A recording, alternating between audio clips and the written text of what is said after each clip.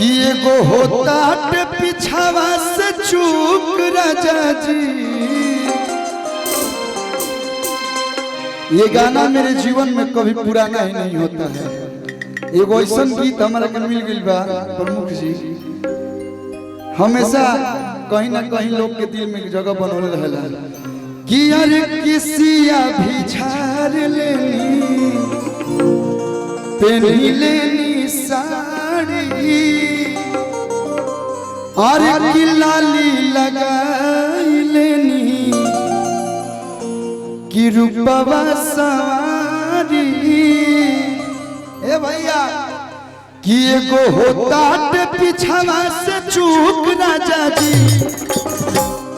एगो होता पिछावा से चूक राजा जी। एमे हुक नहीं है, एमे डोरी है, इसमें किसी का हुक है। हो देखो होकर सड़िया पटालब नजरिया तो सड़िया फिर पहिरे के पड़ी जाए। हमार मनोज बाबा लेकिन कहे के बा कि एगो होता पिछावा से चूक राजा जी।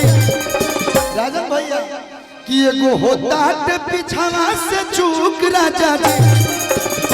तो लगाई दी, तो लगाई दी, ऐसे ना सब कुछ झूम के सब कुछ डांस के ताली बजा के भैया। तो लगाई दी चोलिया के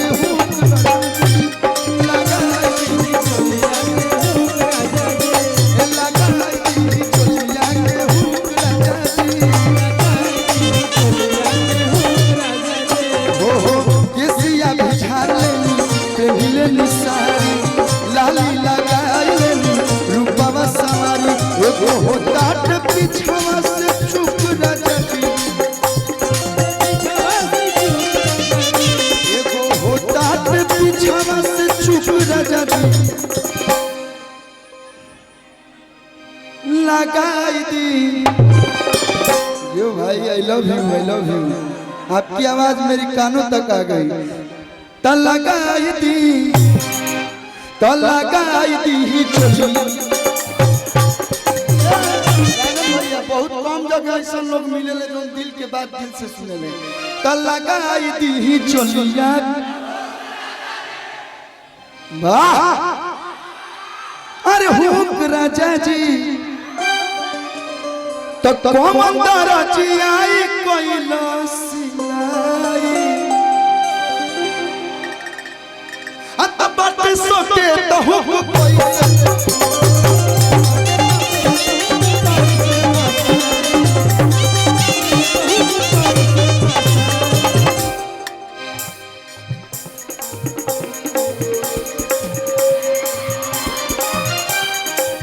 हमारे यहाँ ऐसा ही होता है भैया। देखिए आपने छुपाया था, मैं बचपन से यही ढूंढते आ रहा हूं, मैं स्कैन कर दिया। हमारे यहाँ कोई बोलता रे अरे कि कमंदर जी आई कोई नसिलाई।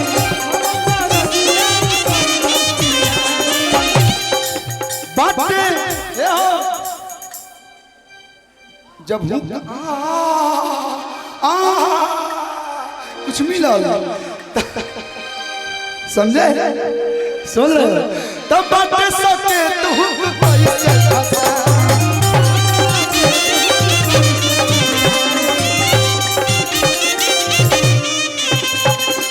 रउआ बूझी ना,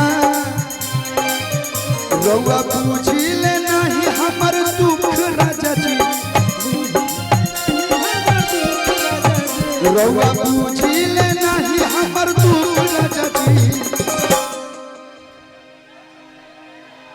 मुख तो भैया जा है तो मुख त लगाई दी, त लगाई दी चोलिया।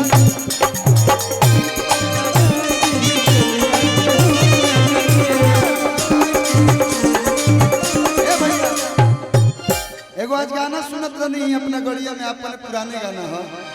अरे की ढेर दिन भौजी चूल्हा फूकल कटल बड़ा दुख।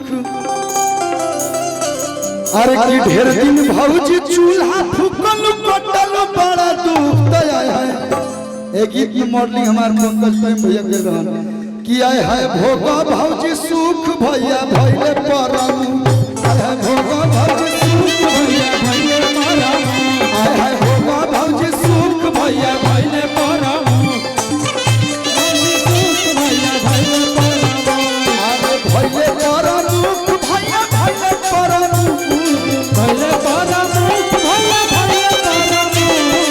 भैले परम भैया भैले परम।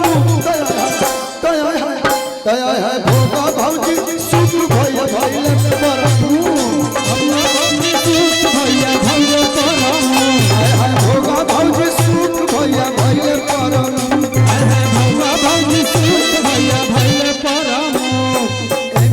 भैया भैया ये आप नहीं भी देते तो भी आपकी तारीफ में गाते हैं, है ना? ये सच सवर के आप बैठे अच्छा नहीं लग रहा है। एगो बड़ा बढ़िया गीत हम बोले रानी भैया हाफ कम कर दीजिएगा, बी मेजर से ले दीजिए। लेकिन एक बात बताएं सच्ची, आप लोग भी बहुत अच्छे हैं दिल से भैया, बहुत प्यारे हैं आप लोग।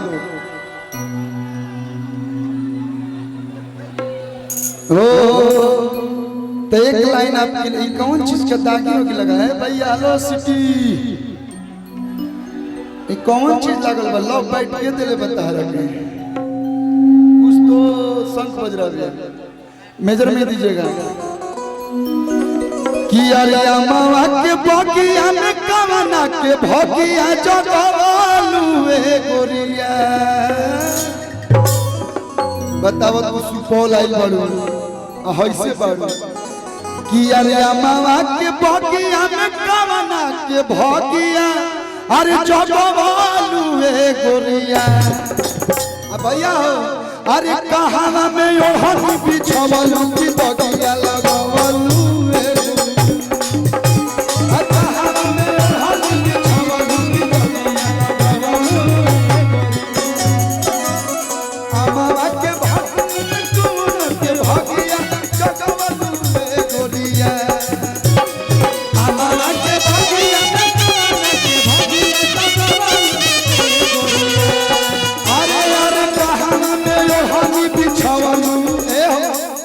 आजकल वीडियो के जमाना बा, कहाँ ओढ़नी बिछौलू हा? अरे कि कहाँ में ओढ़नी बिछौलू की दगिया लगवलू। अरे कहाँ में ओढ़नी बिछौलू की दगिया लगवलू। अरे कहाँ जाइबू कहाँ जाइबू कहाँ जाइबू बतावे कहाँ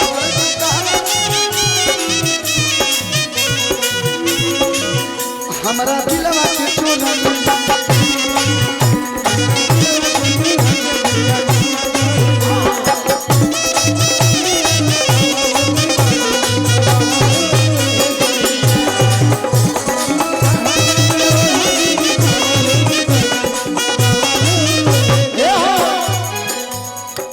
की गरम हथौड़ी दी भैया। अरे ज्यादा है भैया। अरे की गरम करहिया में के कर छनावटा। समझिए छनावटा फील कर लीजिए, छनावटा में बूंदी बूंदी होला में तनी। अरे की गरम करहिया में के कर छनावटा अरे ठेकवालू ए गोरिया। की गरम करहिया में के कर छनावटा ठेकवालू ए गोरिया। गरम करहिया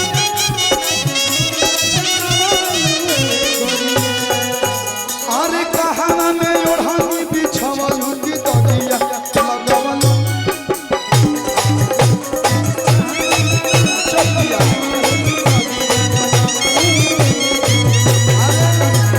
कहाना में ओढ़नी बिछवलू की दगिया लगवलू ए गोरिया।